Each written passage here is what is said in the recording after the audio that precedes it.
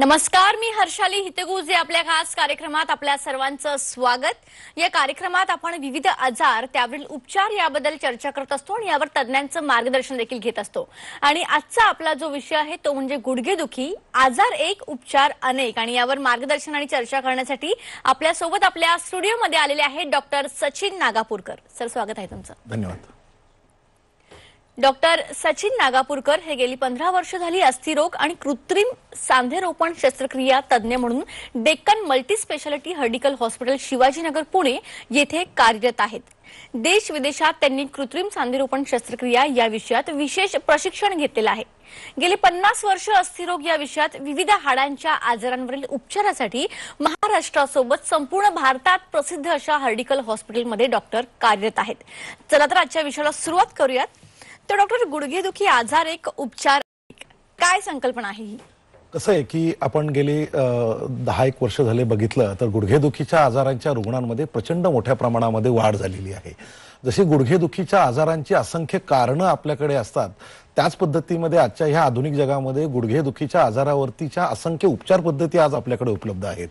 की सुरुवातीला औषधोपचार पद्धतीपासून फिजिओथेरपीपासून गुडघ्यामध्ये विस्को सप्लिमेंटचे इंजेक्शन्सपासून ते कृत्रिम सांधेरोपण शस्त्रक्रिया। काय होतं, बऱ्याच रुग्णांमध्ये एक शंका असते की मला गुडघेदुखीचा त्रास सुरू झाला आहे किंवा माझे गुडघे दुखायला लागलेले आहेत, तर आपण डॉक्टरांकडे गेलं तर डॉक्टर मला तात्काळ गुडघे शस्त्रक्रिया किंवा जॉईंट रिप्लेसमेंट सर्जरीचाच पर्याय मला सांगतील आणि मला तेच ऑपरेशन करावं लागेल किंवा ते ऑपरेशन करण्यासाठी माझी आज मानसिकता नाहीये। त्यामुळे जेव्हा रुग्ण येतो तेव्हा आम्ही त्यांना सांगतो की जसे गुडघेदुखीच्या आजारांची कारणं असंख्य आहेत, आज आपल्याला त्याच्यावरती उपचार पद्धती पण भरपूर प्रमाणामध्ये उपलब्ध आहे।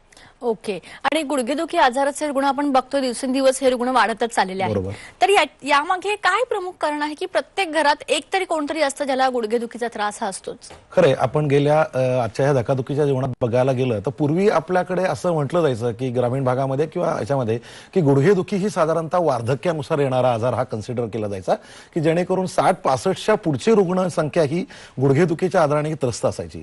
पण हल्लीच्या ह्या काळामध्ये आपल्याला 40-50 वर्षाचे वयोगटातील रुग्ण सुद्धा हे गुडघेदुखीच्या आजाराने आपल्याला बघायला मिळतात।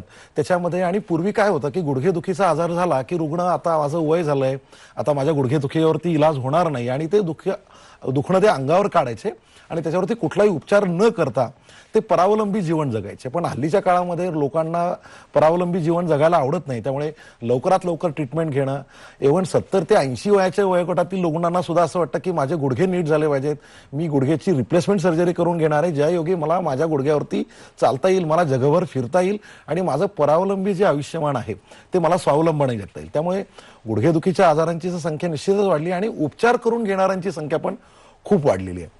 कारणांचा जर आपण विचार केला तर प्रमुख कारण जे गुडघेदुखीच्या आजारामध्ये बघायला मिळतं की ते एज रिलेटेड आर्थरायटिस, ज्याला मेडिकल टर्मिनॉलॉजीमध्ये आम्ही एज रिलेटेड आर्थरायटिस असं म्हणतो, की ज्या एज रिलेटेड आर्थरायटिसमध्ये काय होतं की गुडघ्याच्या आतलं कार्टिलेज डॅमेज व्हायला लागतं। पण आज 40-45 वर्षातल्या रुग्णांना सुद्धा हा त्रास आहे।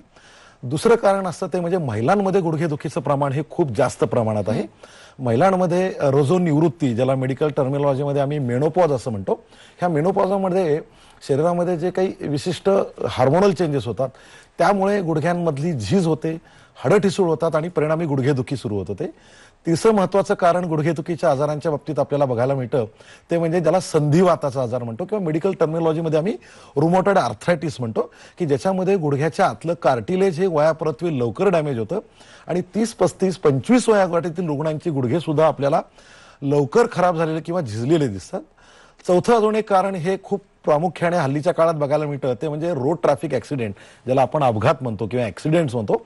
त्या ऍक्सिडेंटमध्ये गुडघ्याच्या आजूबाजूची जी हाडं आहेत त्यांना डॅमेज होणं आणि ऍक्सिडेंटमध्ये किंवा अपघातामध्ये गुडघ्याच्या आतलं हाड आणि त्यासोबत गुडघ्याच्या आतलं आवरण, ज्याला कार्टिलेज म्हणतो, ह्या कार्टिलेजला इंजुरी झाल्यामुळे लवकरात लवकर गुडघे खराब होतात। तशी ही 4 ते 5 प्रमुख कारण आहेत ज्याच्यामध्ये आपल्याला गुडघेदुखी ही खूप कॉमनली बघायला मिळते। आणि मग या गुडघेदुखीच्या आजारावर कृत्रिम सांधेरोपण शस्त्रक्रिया हाच एकमेव उपाय आहे का? निश्चितच नाही। मी मगाशी म्हणालोप्रमाणे की जशी गुडघेदुखीच्या आजाराची असंख्य कारणं आहेत तसेच गुडघेदुखीच्या उपचाराचे सुद्धा असंख्य पर्याय आपल्याकडे उपलब्ध आहेत। परंतु जर जेव्हा रुग्ण आमच्याकडे हर्डिकल हॉस्पिटलमध्ये उपचारासाठी येतो तेव्हा आम्ही पेशंटची थरो क्लिनिकल एक्झामिनेशन करतो की ज्यामध्ये पेशंटच्या वयाचा विचार केला जातो, पेशंटच्या गुडघ्याची तपासणी आम्ही करतो, पेशंटच्या गुडघ्याला बाक किती आलेला आहे, तो किती स्ट्रक्चरली डॅमेज झालेला आहे, गुडघ्यांची हालचाल किती मंदावलेली आहे, त्याप्रमाणे गरजेप्रमाणे पेशंटचे X ray, CT scan, MRI scan, scanogram अशा विविध प्रकारच्या तपासण्या आम्ही करतो आणि त्याच्यामध्ये आमच्या लक्षात येतं की पेशंटच्या आर्थरायटिसची स्टेज किती झालेली आहे. तुम्ही जर ह्या इथे चित्रामध्ये बघू शकत असाल की doubtful arthritis to advance arthritis असे प्रामुख्याने 4 प्रकारच्या आर्थरायटिसच्या स्टेजेस ह्या गुडघ्यांच्या आजारामध्ये बघायला मिळतात. त्यामुळे ज्या स्टेजचा आर्थरायटिस आहे त्याप्रमाणे पेशंटचं वय, त्याला असलेले बाकीचे वैद्यकीय आजार, ह्या सर्व गोष्टींचा विचार करून औषधं आहेत, भौतिक उपचार ज्याला फिजिओथेरपी आपण म्हणतो, किंवा लाईफस्टाईल मॉडिफिकेशन किंवा काही ठराविक गोष्टी जर ऑपरेशनच्या टाळण्यासाठी जर रुग्णांनी जर त्याचं पालन केलं, मांडी घालणे, जमिनीवर बसणे हे जर टाळलं, तर निश्चितच स्टेज 1 आणि स्टेज 2च्या आर्थरायटिसमध्ये मेडिकल ट्रीटमेंट, फिजिओथेरपीचा निश्चित फायदा होऊ शकतो. स्टेज 3 आर्थरायटिसचे जेव्हा रुग्ण असतात किंवा ज्यांना त्यांची क्लिनिकल कंडिशनमध्ये डायग्नोस होतं की हा आर्थरायटिस स्टेज 3 मधला झालेला आहे, तर अशा रुग्णांमध्ये व्हिस्को सप्लिमेंट म्हणजे गुडघ्यामध्ये वंगण किंवा ऑइल तयार करणारं इंजेक्शन आपण देतो. काही रुग्णांमध्ये दुर्बिणीद्वारे शस्त्रक्रिया केली जाते. आणि जेव्हा स्टेज 4 किंवा ऍडव्हान्स आर्थरायटिसचा रुग्ण मात्र आमच्याकडे येतो, कारण की हार्डिकर हॉस्पिटल हे आमच्याकडे टर्शरी केअर सेंटर आहे. ज्यावेळी most of the time patient जेव्हा आमच्याकडे हार्डिकर हॉस्पिटलमध्ये येतो तो ऑलरेडी स्टेज 4 मध्ये आलेला असतो किंवा त्यांनी आधीच्या प्रायमरी ज्या ट्रीटमेंट लाईन आहेत की औषधं आहेत, मेडिकल ट्रीटमेंट आहे, ह्या सर्व उपचार पद्धती घेऊन जेव्हा रुग्ण आमच्याकडे येतो आणि आर्थरायटिसची स्टेज जेव्हा त्याची स्टेज 4 असते त्यावेळी मात्र जॉईंट रिप्लेसमेंट सर्जरी हा पर्याय आम्ही पेशंटला सुचवतो. ओके. आणि कृत्रिम सांधेरोपण शस्त्रक्रिया ही advance arthritis of the knee यावर रामबाण उपचार पद्धती ठरलेली आहे का? येस. आजच्या स्टेजमध्ये one of the most successful surgery in the world म्हणून joint replacement surgery of the नीचं नाव घेतलं जातं. जेव्हा पेशंट स्टेज 4 आर्थरायटिस किंवा ॲडव्हान्स आर्थरायटिस ऑफ द नीचा येतो त्यावेळी मात्र आपल्याकडे फारसे पर्याय उपलब्ध राहत नाहीत, कारण की त्यावेळी गुडघ्याच्या आतलं पूर्ण आवरण ज्याला कार्टिलेज म्हणतो ते स्ट्रक्चरली डॅमेज झालेलं असतं. पेशंटला तीव्र वेदना त्याच्यामध्ये होत असतात. पेशंटचे दैनंदिन हालचाली म्हणजे टॉयलेट बाथरूमला जाणं असेल किंवा जिना चढ उतार करणं असेल, मांडी घालणं असेल, ह्या सगळ्या ऍक्टिव्हिटीवरती मर्यादा आलेल्या असतात. त्यावेळी मात्र आपल्याला जॉईंट रिप्लेसमेंट करणं किंवा पूर्ण सांधा बदल शस्त्रक्रिया करणं हा एक छान वरदान त्याच्यामध्ये ठरलेलं आहे. आपण जर बघितलं की जॉईंट रिप्लेसमेंट करतो म्हणजे काय करतो की आपण ज्या समोरच्या व्हिडिओमध्ये जर बघितलं तो व्हाईट कलरचा जो स्ट्रक्चरल बँड आहे तो नॅचरल कार्टिलेज असतं. आणि जेव्हा ॲडव्हान्स आर्थरायटिस होतो ज्यावेळी हे पूर्ण कार्टिलेज हे पेशंटच्या गुडघ्यामधनं वॉर्न आउट झालेलं असतं आणि 2 हाडं एकमेकांना घासायला सुरुवात झालेली असते. ही आता बाजूला जी गेली आहे ही गुडघ्याची वाटी आहे आणि आपण ऑपरेशनच्या दरम्यान विशिष्ट मशिनरींच्या साह्याने डॅमेज झालेला काही पोर्शन जो असतो कार्टिलेजचा तो आपण काढून घेतो. हे वरचं मांडीचं हाड आहे, त्याच्यामधलं कार्टिलेज, हे खालचं नडगीचं हाड आपण बघू शकतो आणि विशिष्ट प्रकारच्या मशिनरींच्या साह्याने, ड्रिलच्या साह्याने आपण ह्या गुडघ्याचं जे आवरण खराब झालेलं आहे ते रिप्लेस करून त्या जागी मेटलचे, विविध प्रकारच्या मेटलचे सांधे आपण त्या गुडघ्यामध्ये बसवतो. आपण हे बघतो की ही मेटलचा पार्ट आपण हा नडगीच्या हाडामध्ये बसवतोय. हा जो मेटलचा पार्ट आहे आपण जो बघतोय हे मांडीच्या हाडामध्ये बसवतोय आणि 2 हाडांच्या मध्ये ही प्लास्टिकची गादी आपण त्याच्यामध्ये इन्सर्ट करतोय. ही गुडघ्याची वाटी पण आपण रिप्लेस करतो. अशा प्रकारे गुडघ्याचं ऑपरेशन केलं जातं. त्यामुळे ॲडव्हान्स आर्थरायटिस ऑफ द नी ह्यामध्ये निश्चितच जॉईंट रिप्लेसमेंट सर्जरीचा रुग्णांना खूप फायदा होतो. ओके. आणि गुडघ्याची कृत्रिम सांधेरोपण शस्त्रक्रिया या नवीन तंत्रज्ञानामुळे नेमकी किती फायदेशीर ठरते डॉक्टर? कसं आहे, सगळ्या क्षेत्रामध्ये आज आपण बघितलं तर नवीन तंत्रज्ञान हे तुम्ही मोबाईल सेक्टरमध्ये घ्या, इंटरनेट सेक्टरमध्ये घ्या, everywhere in the world new टेक्नॉलॉजीचा हा निश्चितच फायदा होतो. त्याच पद्धतीचा नवीन टेक्नॉलॉजीचा फायदा म्हणजे नेव्हिगेशन सर्जरी असेल, रोबोटिक जॉईंट रिप्लेसमेंट सर्जरी असेल, ह्या सर्व गोष्टींचा आमच्या जॉईंट रिप्लेसमेंट सर्जरीमध्ये खूप मोठा ॲडव्हान्टेज झालेला आहे. रोबोटिक नी रिप्लेसमेंट सर्जरीचा फायदा की ऑपरेशनचा कालावधी कमी झालेला आहे. ऑपरेशन दरम्यान जी ह्युमन एरर असते त्या ह्युमन एरर्स खूप कमी झाल्यामुळे आणि ॲक्युरसी वाढल्यामुळे जो सांधा, जो कृत्रिम पद्धतीचा सांधा आम्ही जो जॉईंटमध्ये बसवतो त्याचं नॉर्मली आयुष्यमान आपण 10 ते 15 जर वर्ष पकडलं तर त्यातनं human error he because of robotic technology आणि कॉम्प्युटर टेक्नॉलॉजी ही 1 ते 2 मिलीमीटरची जरी असली ती पण आपण ह्या रोबोटिक टेक्नॉलॉजीमध्ये आपण ती कमी करू शकतो आणि परिणामी त्या इम्प्लांटचं लाईफ आपण जास्तीत जास्त 15 ते 20 वर्षापर्यंत त्याच्यामध्ये घेऊ शकतो.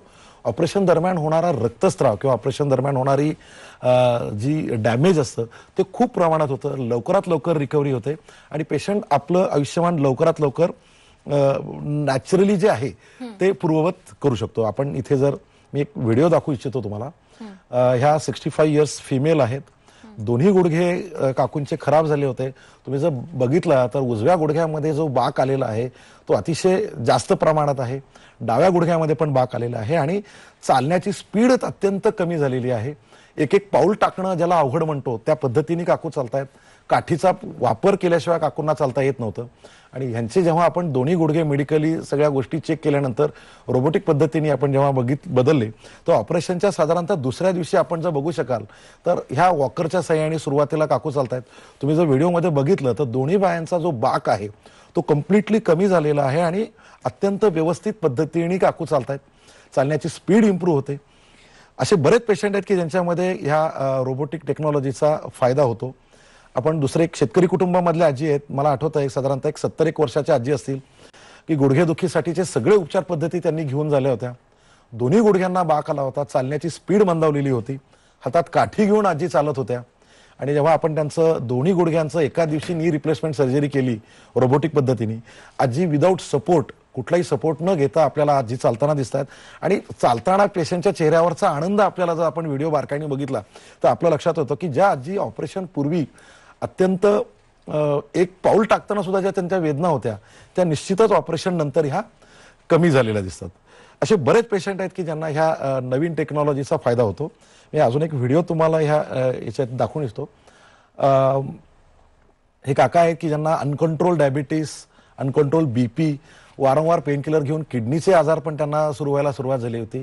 तुम्ही जर बघितलं तर चालताना एक एक पाऊल चालणं किती अवघड असतं हे आपल्याला व्हिडिओमध्ये बघायला मिळेल. हे ऑपरेशन पूर्वीचे काका कसे चालत होते आणि ऑपरेशन केल्यानंतर हा दुसऱ्या दिवशी काका with the help of support walker घेऊन कशा पद्धतीने चालतात. त्यामुळे निश्चितच ह्या नवीन टेक्नॉलॉजीचा, रोबोटिक टेक्नॉलॉजीचा पेशंटच्या आउटकमवरती, पेशंटच्या रिकव्हरीवरती, ब्लड लॉस ऑपरेशन नंतरचा कमी होतो, हालचाल पूर्ववत होते. असे असंख्य फायदे हे आपल्याला नवीन टेक्नॉलॉजीच्या माध्यमातून आपल्याला बघायला मिळू शकतात. एक शेवटचा व्हिडिओ दाखवतो. ह्या ग्रामीण भागातल्याच शेतकरी कुटुंबामधल्याच आजी आहेत. तुम्ही बघाल की पायाला अतिशय बेंड आला होता आणि मेडिकल टर्मिनॉलॉजीमध्ये पायाची डिफॉर्मिटी ही कॉम्प्लेक्स डिफॉर्मिटीमध्ये ती मोडली जाते. तुम्ही जर बॅक साईडनी गुडघा बघितला तर तुमच्या लक्षात येईल की गुडघा चालताना विशिष्ट अँगलमध्ये त्यांचा फिरत होता. आणि ह्या पद्धतीमध्ये जेव्हा रोबोटिक टेक्नॉलॉजीचा वापर आपण केला जातो की ऑपरेशनच्या दरम्यान आपल्याला जी ॲक्युरसी ऑपरेशनच्या दरम्यान रोबोटिक टेक्नॉलॉजीमुळे मिळते त्यामुळे निश्चितच पेशंटचे आउटकम हे खूप छान पद्धतीने आपल्याला पेशंटला देता येतात. त्यामुळं नवीन टेक्नॉलॉजी ही पेशंटसाठी निश्चितच वरदान आहे असं मी म्हणेल. अगदी सर, ही नवीन टेक्नॉलॉजी अतिशय फायदेशीर आहे आणि सगळ्यात महत्त्वाचं म्हणजे या कृत्रिम सांधेरोपण शस्त्रक्रियेनंतर रुग्णांनी नेमकी कोणती काळजी घ्यायला हवी? काय असतं की पहिली गोष्ट रुग्णांनी ही लक्षात घेतली पाहिजे की ही कृत्रिम सांधेरोपण शस्त्रक्रिया आहे. आपण जो जॉईंट गुडघ्याच्या आतमध्ये बसवतो, तुम्ही जर ह्या मॉडेलमध्ये बघत असाल की हा नॅचरली नॉर्मल गुडघा जो आहे, या इथे तुम्हाला मॉडेलमध्ये दिसेल की हे ऑल कार्टिलेज ऑफ द नी जॉईंट हे खूप नॅचरली आणि ब्ल्यू कलरमध्ये आपल्याला दिसत आहेत. आणि जेव्हा आर्थरायटिस व्हायला लागतो की हे कार्टिलेज हे कम्प्लिटली रेड कलरमध्ये स्ट्रक्चरली तुम्हाला डॅमेज झालेलं दिसेल. तर त्यामध्ये हा डॅमेज झालेला पोर्शन आपण असा मेटलच्या साह्याने तो रिप्लेस करतो. पण एक गोष्ट लक्षात घेतली पाहिजे की जॉईंट रिप्लेसमेंट सर्जरी ही आपण आपल्या वेदना कमी करण्यासाठी घेतलेली आहे. आपल्या पायाला जी डिफॉर्मिटी आलेली आहे ती कमी करण्यासाठी आपण ही जॉईंट रिप्लेसमेंट सर्जरी केलेली आहे. वारंवार पेन किलर घेण्याची जी गरज आपल्याला पडते ती कमी करण्यासाठी आपण जॉईंट रिप्लेसमेंट सर्जरी करतो.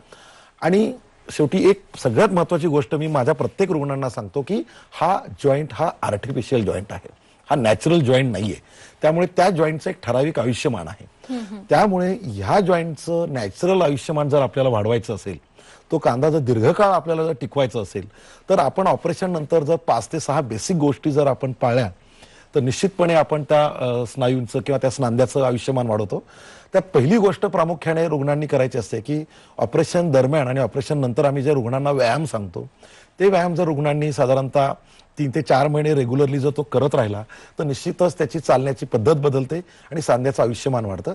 त्यासोबत ऑपरेशन केलेल्या रुग्णांनी जर मांडी घालणे, जमिनीवरती बसणे आणि इंडियन टॉयलेटचा वापर, ह्या 3 गोष्टी जर त्यांनी ऑपरेशनच्या नंतर जर त्या प्रकर्षानं जर टाळल्या तर निश्चितच त्या सांध्याचं आयुष्यमान वाढेल आणि परिणामतः रुग्णांना तो सांधा दीर्घकाळ टिकणारा त्याचा फायदा करून घेतो. अगदी सर. तर डॉक्टर सचिन नागापूरकर यांच्यासोबत आमची ही चर्चा अशीच चालू राहील. इथे एक छोटासा ब्रेक घेऊया, लगेच परत येऊया. ब्रेकनंतर आपल्या सर्वांचं पुन्हा एकदा स्वागत. गुडघेदुखी या विषयावर आपण चर्चा करत होतो. गुडघेदुखीचे परिणाम, गुडघेदुखीवर कशा पद्धतीने नवीन टेक्नॉलॉजीद्वारे आपण उपचार करू शकतो या विषयावर आपण डॉक्टर सचिन नागापूरकर यांच्याकडून मार्गदर्शन घेत होतो. पुन्हा एकदा विषयाकडे वळूयात. तर डॉक्टर, कृत्रिम सांधेरोपण शस्त्रक्रियेविषयी आज पण बऱ्याच रुग्णांच्या मनात एक भीती असते. तर मग तुम्ही त्या रुग्णांना काय सल्ला द्याल जेणेकरून त्यांची भीती दूर होईल? हे कितपत सेफ आहे? कसं आहे की कृत्रिम सांधारोपण शस्त्रक्रिया असो किंवा कोणत्याही प्रकारची शस्त्रक्रिया असो, पेशंटच्या वरती एक थोडंसं मानसिक दडपण किंवा टेन्शन असतं. नातेवाईकांमध्ये विविध प्रश्न असतात.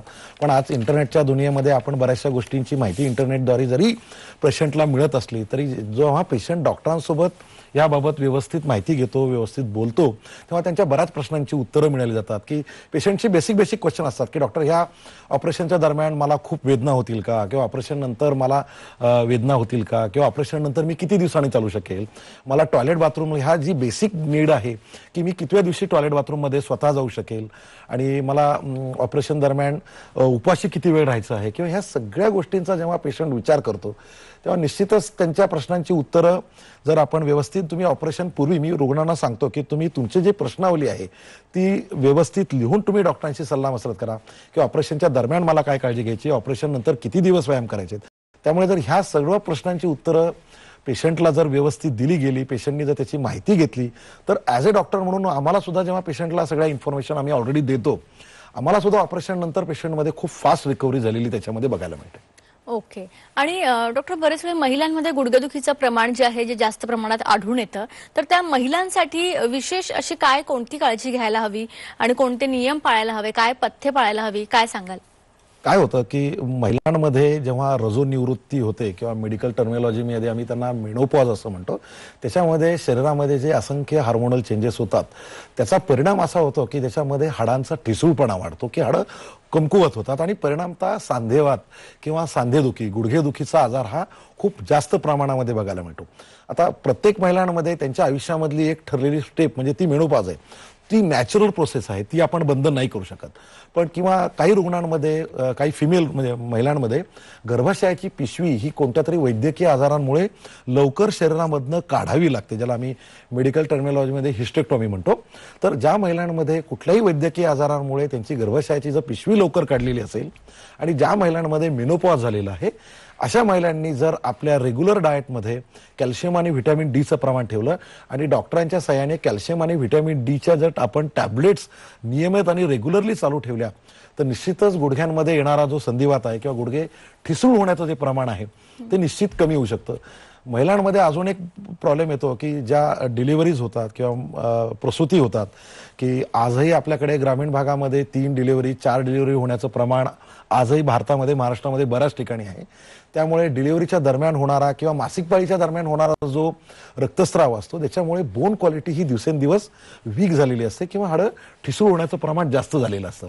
तर डिलिव्हरीचं प्रमाण कमी असणं किंवा त्या दरम्यान कॅल्शियम व्हिटॅमिन डी सप्लिमेंट घेणं, हाय प्रोटीन डाएट घेणं, सकस आहार असणं किंवा डॉक्टरांच्या सहाय्याने जे काही ठराविक वैद्यकीय व्यायाम आहेत की ज्याच्यामुळे गुडघ्याचे स्नायू, मांडीचे स्नायू तुमचे बळकट होतील, ह्या जर सगळ्या गोष्टी महिलांनी जर काटेकोरपणे पाळल्या, त्याच्यानंतर अजून एक मोठा आजार आजच्या काळामध्ये महिलांमध्ये बघायला मिळतो, तो म्हणजे मधुमेहाचं प्रमाण हे महिलांमध्ये खूप जास्त प्रमाणात बघायला मिळते.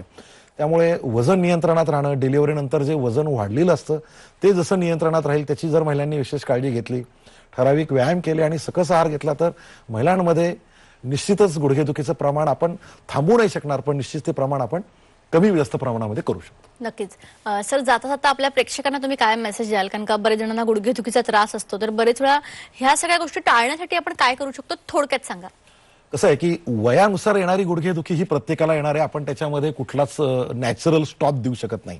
पण प्रत्येकाने जर 3 गोष्टी जर आपण कायमस्वरूपी पाळल्या, की वयोमानानुसार आपलं वजन नियंत्रणामध्ये ठेवलं, ठराविक पोषक आहार घेतला ज्याच्यामध्ये हाडांना बळकटी मिळेल, ज्याच्या असे फूड्स किंवा असं अन्न आपण जर घेतलं की ज्याच्यामध्ये आपल्याला कॅल्शियम आणि व्हिटॅमिन डीचं प्रमाण हे मुबलक प्रमाणामध्ये मिळणार आहे, ते म्हणजे दुग्धजन्य पदार्थ आहेत, दूध आहे, दही आहे, ताक, पनीर, अंडी आहेत, ह्याचं सेवन जर आपण रेग्युलरली केलं तर आपल्याला हाडांना लागणारं व्हिटॅमिन डीचं प्रमाण मिळेल.